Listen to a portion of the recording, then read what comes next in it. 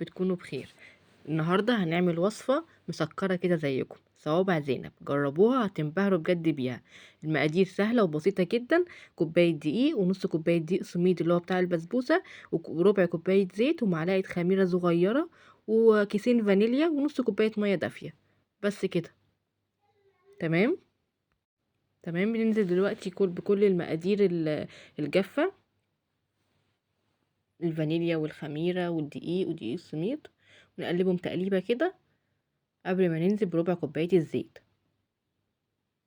يلا اعملوها وجربوها هتعجبكم جدا، وما تنسوش تشتركوا في القناة وتعملوا لايكات وكومنتات كده، بحب اشوف رأيكم يعني. تمام. وان شاء الله عائلتنا الصغيرة تكبر بيكم. انا بجيب لكم وصفات سريعة وسهلة ومكوناتها بسيطة اهو، فشجعوني بقى.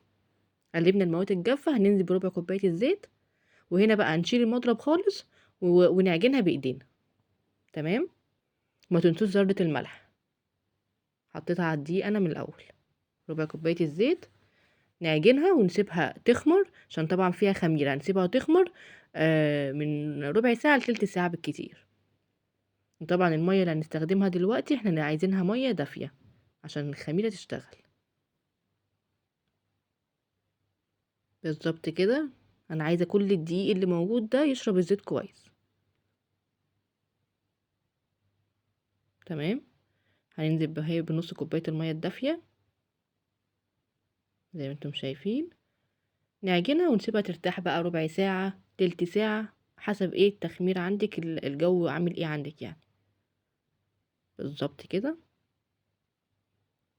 ودرجة حرارة الزيت لما نيجي يعني نحط فيها صوابع زينب، عايزة الدرجة يا دوبك دافية، مش ولا سخنة ولا اي حاجة، يا دوبك دافية، وهي اللي هتستوي مع علو درجة الحرارة بتاعت الزيت يعني. تمام. هنا سيبناها هو ربع ساعة. عجينة طرية وسهلة جدا، ممتازة بجد. هنكور بقى العجينة، وبعد كده نعملها صوابع. تمام. ونفردها على اي بصامة عندك او اي شكل انت تحبيه، وتلفيها كده اهو زي ما انت شايفاها، سهلة جدا. بالظبط. العجينة سهلة معاكي وحلوة، فهتديكي نتيجة كويسة ان شاء الله. زي ما انتم شايفين ما شاء الله، كأنها جاهزة بالظبط. هعمل معاكم كام واحدة وهكمل انا الباقي مع نفسي، عشان وقت الفيديو ما يطولش يعني. تمام. زي ما انتم شايفين سهلة خالص، وممكن تشاركوا فيها اولادكم يعني. تمام. بالظبط كده زي ما انتم شايفين.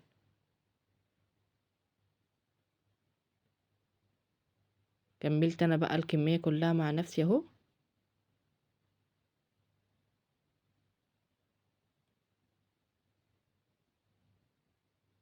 اهو. يلا على الزيت بقى.